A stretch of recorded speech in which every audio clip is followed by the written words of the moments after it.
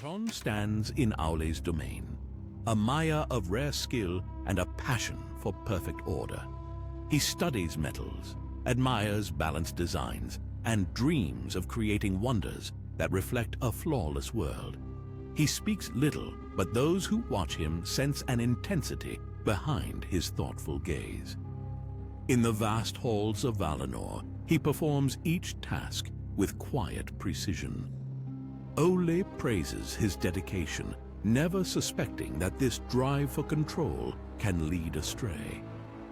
Mairon grows restless, believing that the other Valar move too slowly.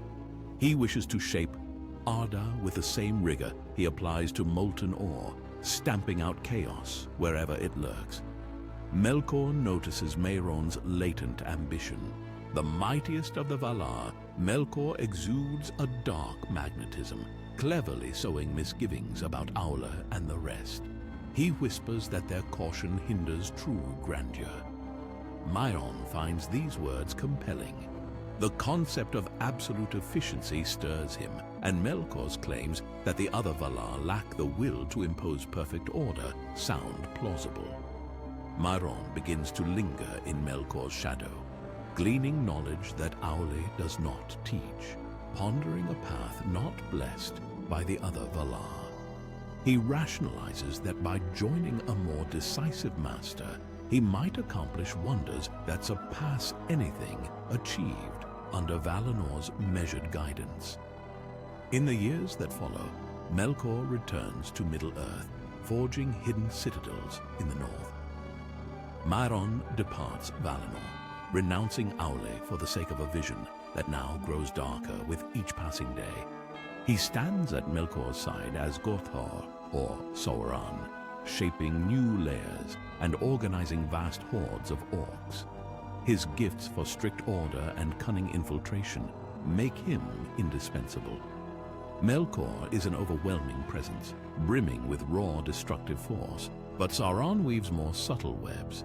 He commands spies to infiltrate elven settlements, hunts for the secrets of their crafts, and cultivates a shroud of intimidation that spreads across the land.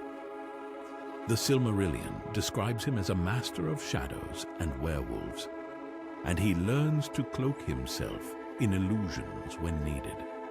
His role becomes essential in the war against the Elves. From the fortress of Tol Sirion, Sauron orchestrates ambushes against travelers, capturing lords and gleaning intelligence from their tortured confessions. Finrod Felagund crosses his path, and they fight in a duel of songs. Sauron prevails, forcing Finrod into a dungeon that leads to tragedy. Luthien eventually arrives, aided by Huan the Hound, and wrests Tol Sirion from Sauron's control. He flees, stripped of that stronghold, but still an indispensable lieutenant under Melkor's dominion. Though Morgoth's might is ultimately broken and cast beyond the world, Sauron evades final judgment. He does not sail to Aman to face the Valar's penalty. He hides himself for a time, letting the ages flow until his master's downfall slowly recedes into legend. In the Second Age, Middle-earth experiences the slow ascent of new powers. Elves rebuild, forging realms in Lindon under Gil-galad, or venturing east to found Eregion. Men found powerful kingdoms in Numenor and along the coasts. Sauron observes from the shadows, adapting to a new world. He reappears under a fair guise, calling himself Annatar, the Lord of Gifts. He makes his way to Eregion, cunningly offering knowledge of ringcraft, promising that with his guidance, the elves can preserve their lands from time and decay. Celebrimbor, a descendant of Feanor, leads the Gwaith y Myrddin there. Celebrimbor and his smiths embrace Annatar's teachings, forging rings meant to protect and beautify their domains. Sauron watches each step carefully.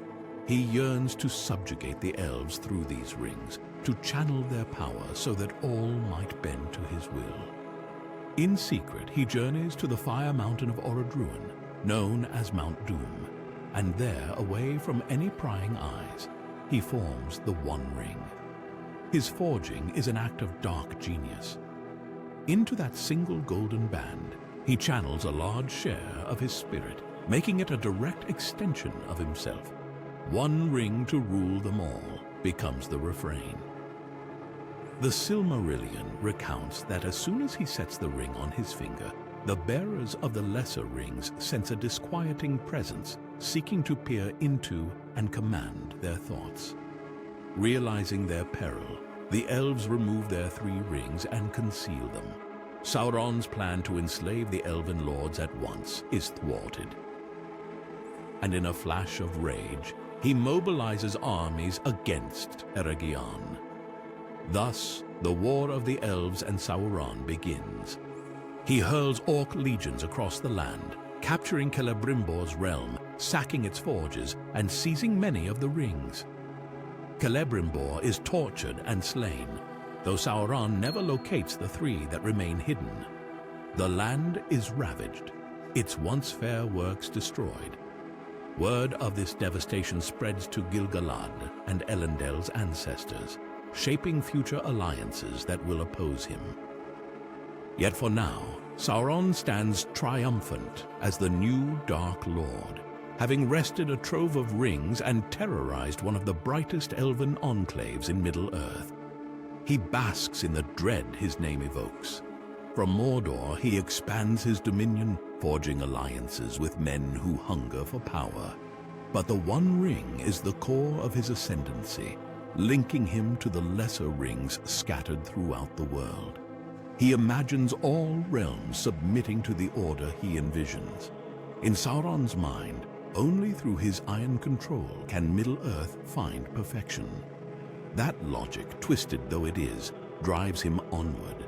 He sees the elves as proud obstacles, the dwarves as reluctant to bend, and men as malleable. The forging of the One Ring cements his transition from the quiet Maia, once called Mairon, into the tyrant named Sauron, Lord of the Earth under shadow. At this moment, his goals stand in sharp clarity. He possesses armies, powerful relics, and an unwavering vision of total dominion. In forging that single golden band in the fires of Orodruin, he stakes his entire might on a single artifact. Yet he believes no one can stand against him, for he has studied all forms of cunning. For now, it appears that Middle-earth faces an unavoidable subjugation, undone only if some unforeseen unity or stroke of fate should arise. The forging of the ring is the pivot, the point where Sauron's dark ambition becomes an unstoppable force that reshapes the coming wars and the destiny of all the free peoples. Click below and reward yourself with another fascinating and exciting story.